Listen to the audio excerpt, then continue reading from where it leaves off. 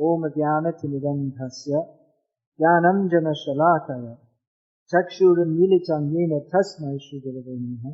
So this Jagannath Ratha Yatra has been advertised for getting the blessings of God so that we can live in harmony with nature, or something to that effect. And certainly that is true. Srila Prabhupada would sometimes preach like that if we want peace in human society and harmony with nature, as much as it can be harmonious, the nature of this material world being disharmonious. But if we want a peaceful situation in which to worship God, then certainly we shall have to make that our priority, worshipping Him. At the same time, those who are pure devotees, those who are cultivating the spirit of full surrender, prapatti, or atma samarpan, to Bhagavan Sri Krishna, they do not worship Krishna for any material benefit. They do not think that God, His duty is to make the material world nice so that we can enjoy it with His blessings.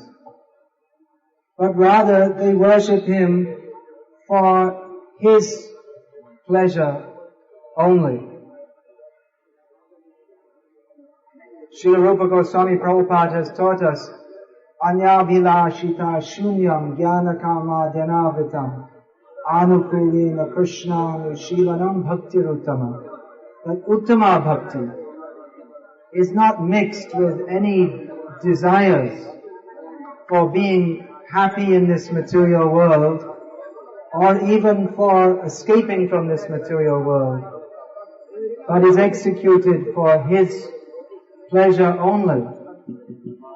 So remembering how Sri Krishna Chaitanya Mahaprabhu would dance in ecstasy before the Ratham of Jagannath,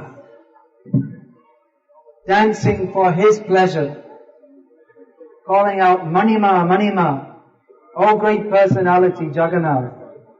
Let us also dance in this Ratha Yatra parade for the pleasure of Jagannath, Subhadra and Baladev, so that we may join in eternally glorifying the Lord.